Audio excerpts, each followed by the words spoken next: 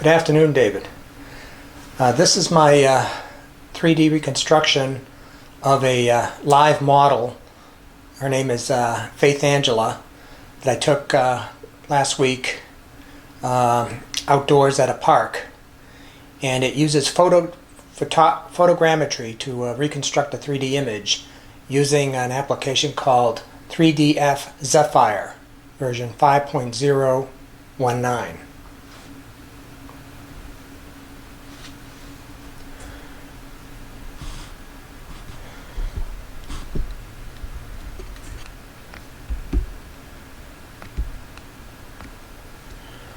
You can see the work area is a park with a lot of trees surrounding it. Some natural light coming in through the tops of the trees. The sun was pretty bright that day. But I was shooting this whole thing in the shade of trees. Okay, now I'm going to zoom in to the area.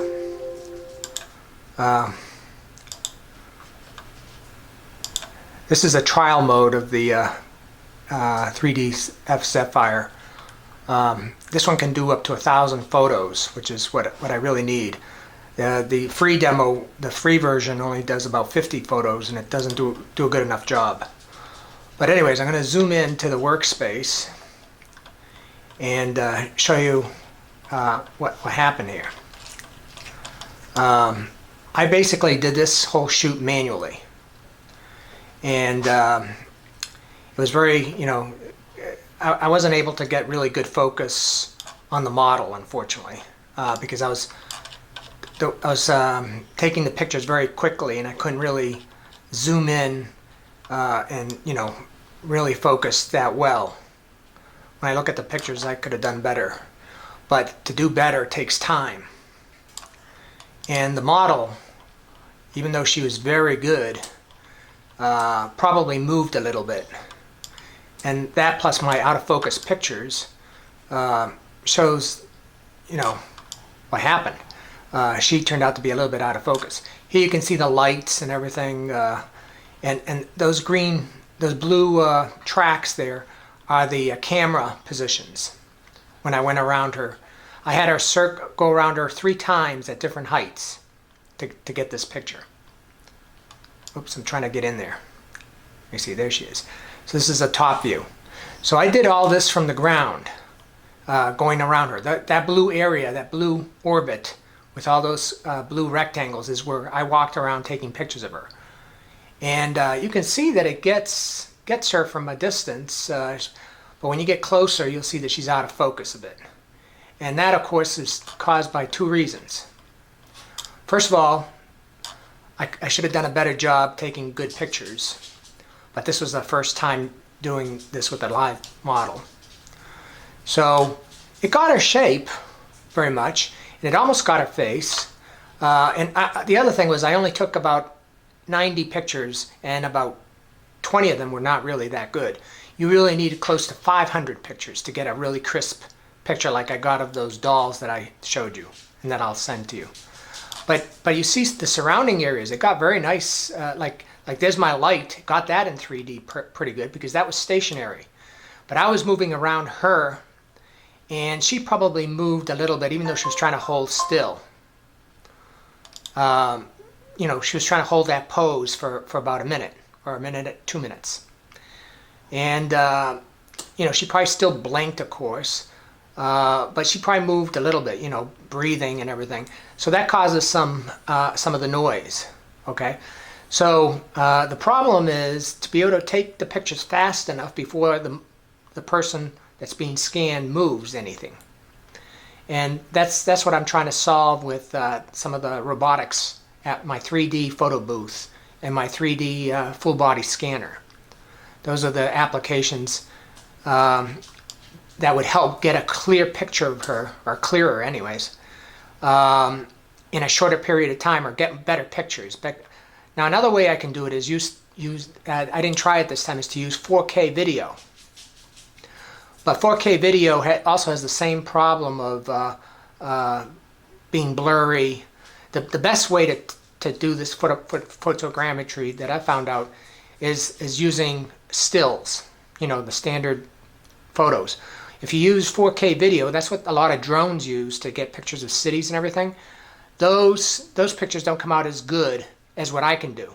Like, I've been able to take pictures of the Texas State House and get really, really sharp pictures, whereas a drone would not look as sharp as what I'm getting.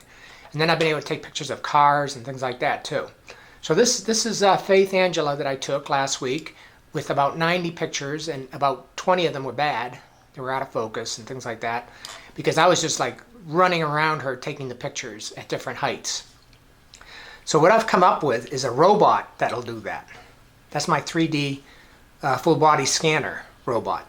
It's a video slider that's been modified, customized to do this, and that's one of my big projects that I'm working on, that I've been working on for a while. And I've made progress with stills, with like still objects like cars or appliances or toys, things like that. I can get those beautifully done, much better than you can see anywhere online. You would have to buy a 3D scanner that costs $10,000 to do what I'm doing, and I'm doing it with very low cost equipment, comparatively speaking. Like here, I did this by hand. So this is pretty darn good by hand. This is much better than the Cyclops. The Cyclops could never get that scan because she's too big, and you'd be beaming a laser at her eyes and things like that. That would not be good. This does not use lasers. Now there is another system that uses LiDAR, but that again is using a laser, and that might be dangerous for scanning a person. So this is the project that I worked on, and the application again is called Zephyr 3D. You can see it right here, and it works very well. And I just got a demo, 14-day demo. That's what I've been working with, because I can't really afford the package right now. But the free one only does 50 pictures, and 50 pictures doesn't give you any really good results like this. 50 pictures will do a still, like a doll or something like that, but even then it doesn't do that great a job. You need this one that does 1,000 pictures. And the other problem is this. I do it on my laptop, and it takes like hours to process, or even a day sometimes. So I'm trying to upgrade my PC to use a NVIDIA gaming card, to see if that would improve the speed at all, which it probably should, but I don't have the money right now to get the 32 gigabytes of memory that I need, and so I'm kind of waiting on that. But right now I just use my laptop, and the laptop at least works, but it takes forever to run it. Now I'm going to be showing you some of my other 3D scans that have had more success because they were still objects, like a doll, or like the R2-D2 robot, that was just standing perfectly still.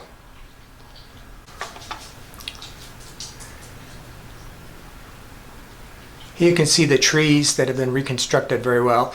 And here's my, you have to use uniform lighting to get good pictures.